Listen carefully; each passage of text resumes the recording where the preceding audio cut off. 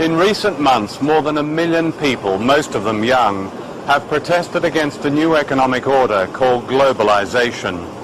This represents one of the greatest popular movements since the 1960s.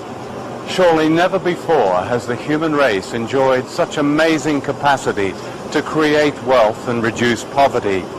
Yet never before has the gulf between rich and poor been so vast and inequality so widespread. The facts of globalization are revealing.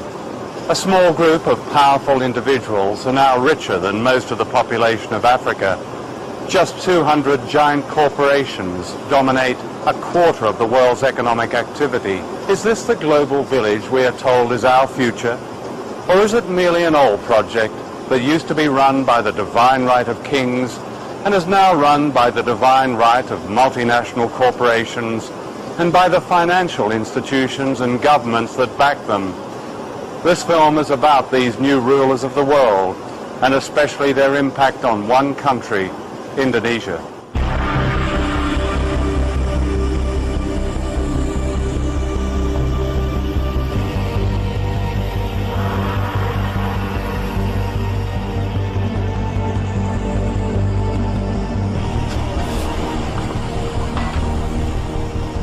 Indonesia is where the old imperialism meets the new. This is a country that should not be poor. It's rich in almost everything. Mountains of copper and gold, oil, timber, and the skills and labor of its people.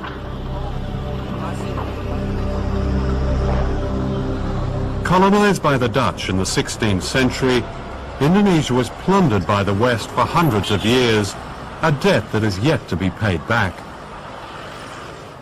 Ratusan tahun lamanya Indonesia itu dihisap oleh negara-negara utara. Bukan hanya Indonesia, semua negara-negara kulit berwarna. Sehingga Barat menjadi kuat, menjadi makmur, menguasai keuangan dan perdagangan sampai sekarang. Nah, sekarang didikte oleh IMF, oleh Bank Dunia. Negeri yang begini kaya diubah menjadi negara pengemis sekarang, Indonesia. Karena tidak adanya karakter pada elit.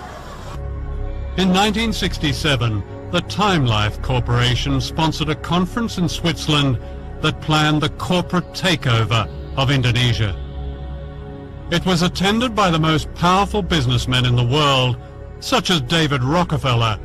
The giants of Western capitalism were represented. The oil companies, the banks, General Motors, British Leyland, ICI, British American Tobacco, Lehman Brothers, American Express, Siemens. Across the table were Indonesian leaders approved by General Suharto.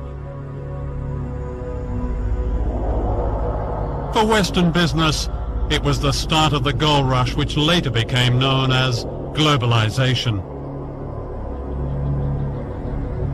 I've never ever heard of a situation like this for any country, where global capital essentially holds a meeting with state and hammers out the conditions of their own entry into the country.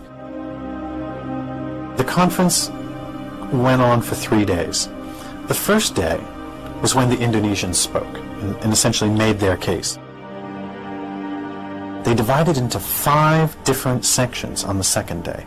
Sectoral meetings, mining in one room, food services, light industry in another, banking and finance in another, Chase Manhattan was there, and simultaneously they hammered out policies that were going to be acceptable to these global investors on a sector-by-sector basis.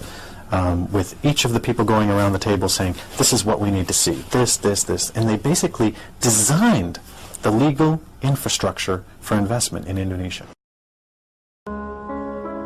Itulah makna globalisasi yang sebenarnya, beda dengan yang diajarkan di sekolah. Kalau mau pro dan kontra, tentu ada saja alasannya. Hindari debat kusir adu opini tanpa angka. Mari kita gunakan angka. Tahun 1967 itu, utang luar negeri kita $2 miliar. Itu pun untuk membebaskan Irian Barat 1963. Kita beli peralatan perang. Utang $2 miliar, hutan-hutan dan sumber daya alam masih utuh. TNI kita termasuk yang terkuat di Asia.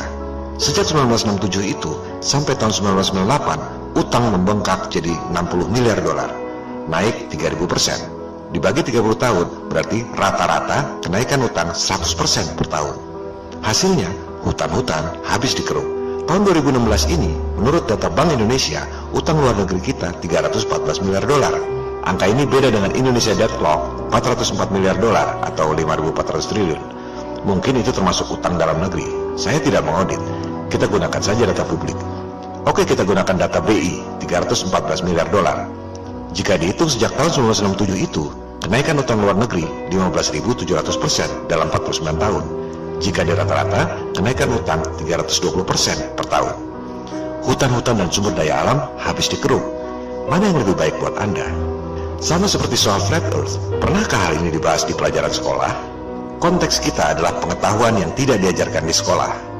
Bahkan, sesuai The Protocols of Zion nomor 9 tentang reedukasi, nomor 12 tentang kontrol media, nomor 16 tentang cuci otak, nomor 4 tentang materialisme menggantikan agama, justru elit global mempropagandakan sistem lewat pelajaran-pelajaran sekolah. Jadi, sekali lagi, jangan salahkan guru-guru, jangan salahkan astronom, ekonom, pemerintah, orang-orang yang beli satelit, dan lain-lain. Semua hanya ikut dalam sistem yang dirancang untuk menguntungkan segelintir elit dengan merugikan umat manusia lain di dunia.